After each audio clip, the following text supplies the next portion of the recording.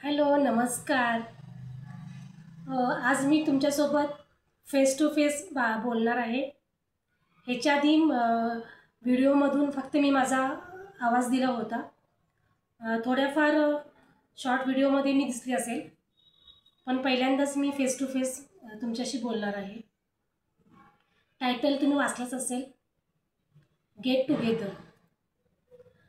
आपण जे get together करतो ते खरंच महत्त्वाचं आहे का आपल्या फॅमिलीसाठी, आपल्यासाठी? कारण की कसं आहे ना, आपण आपली 10वी करून 12वी करून खूप वर्ष झालेली असतात. 10-15 वर्ष ते कुणाला 15 वर्ष झालेली असेल, कुणाला 10 वर्ष, कुणी आत्ताच केलं असेल. आणि त्याच्यानंतर आत्ता आपण गेट टुगेदर करतो. तर गेट टुगेदर आपण करतो त्याचा आपल्या कुटुंबावर, आपल्या फॅमिलीवर, आपल्यावर काही परिणाम तर होत नाही ना, याचा आपण विचार केला पाहिजे. जेव्हा आपण शाळा सोडतो, कोणी लोक 10वीपर्यंत एकत्र असतात, कोणी 12वीपर्यंत एकत्र असतात. त्यानंतर आपल्या सर्वांचे मार्ग वेगळे झालेले असतात. त्याच्यानंतर पहिलं कसं होतं की मोबाईल वगैरे काही नव्हते, त्यामुळे कुणाला कळत नव्हतं. आता व्हॉट्सअप, इंस्टाग्राम, फेसबुक सगळ्या माध्यमातून आपण एकमेकांशी कनेक्ट होत जातो आणि त्याच्यामुळं ते गेट टुगेदरचं प्रमाण जास्तच वाढलेलं आहे. आणि त्याचं गेट टुगेदर करणं काही वाईट नाही आहे, पण काही जास्त अति करतात लोक. गेट टुगेदर करतात. गेट टुगेदर केलं तर तेवढ्यापुरतंच ते रिलेटेड असलं पाहिजे. ते पूर्ण घरापर्यंत नाही आलं पाहिजे. त्याचं जे पण आपण काही गेट टुगेदरचं काही करतो ते, म्हणजे त्याचं मला एक तुम्हाला उदाहरण सांगायचं आहे. माझं सायबर कॅफे आहे, तर तिथे एक लेडीज येते, म्हणजे ती माझ्या वयाची असेल किंवा माझ्या लहान असेल, मोठी असेल, म्हणजे एज माझ्या वयाचंच असेल. शिकलेली तर 10वीच आहे. असं हाऊसकीपिंगची कामं करते, म्हणजे पुण्याला कसं हाऊसकीपिंगची कामं जास्त असतात. तर त्यांचं गेट टुगेदर होतं, तर ती गेली होती गेट टुगेदरला. तर गेट टुगेदर त्यांचं झालं. तुमचं गेट टुगेदर झालं तर तिथंच तुम्ही ते फुल स्टॉप दिलं पाहिजे.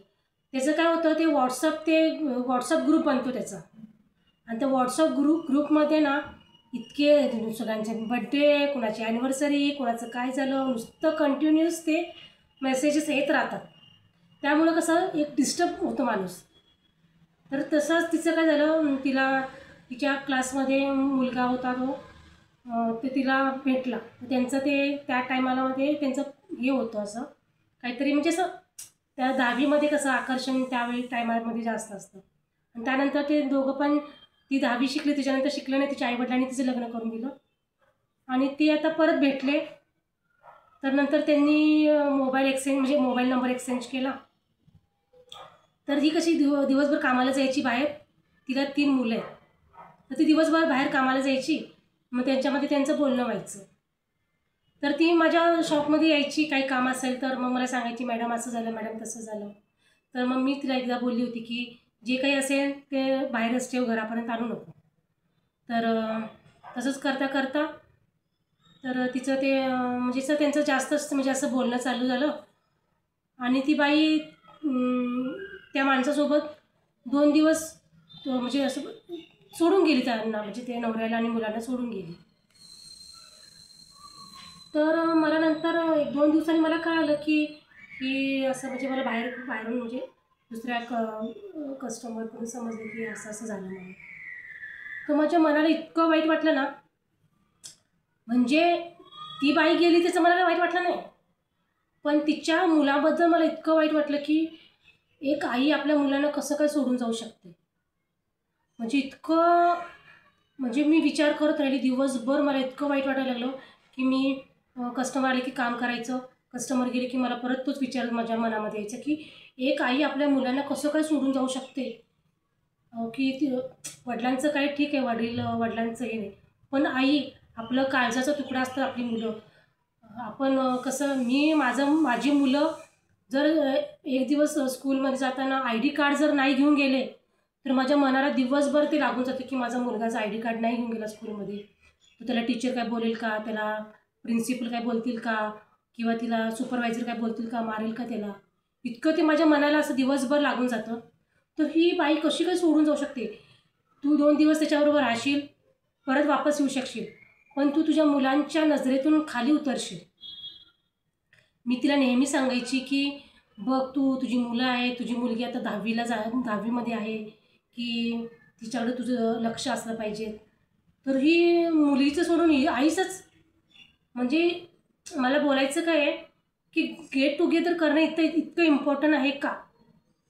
कुणी हा गेट टुगेदरचं हे आणलं आहे ना, ते फॅड आणलं आहे ना, तो माणसाला ना असं रस्त्यावर घालून कुटायला पाहिजे, मिक्सरमध्ये घालायला पाहिजेत आणि फिरवायला पाहिजेत, की ज्याने गेट टुगेदरचं हे आणलेलं आहे ते, की इतकं म्हणजे माणूस खालच्या तराला कसं काय जाऊ शकेल.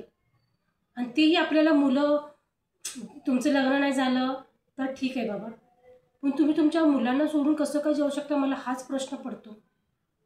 आपण विचार करतो की आपण जेव्हा लहानपणी असताना आपल्याला जे नाही भेटलं, म्हणजे आपण आपल्या आईवडिलांचं प्रेम नाही भेटलं, म्हणजे आपल्याला शिक्षण म्हणजे व्यवस्थित नाही भेटलं, तर आपण आपल्या मुलांना देऊ, हे आपलं फर्स्ट प्रायोरिटी असते.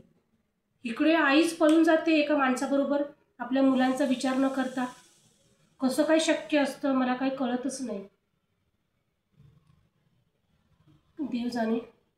एवढं सांगायचं होतं की जे काही करताय तुम्ही गेट टुगेदर करण्याबद्दल काही हे नाही आहे, म्हणजे वाईट नाही आहे गेट टुगेदर करणं.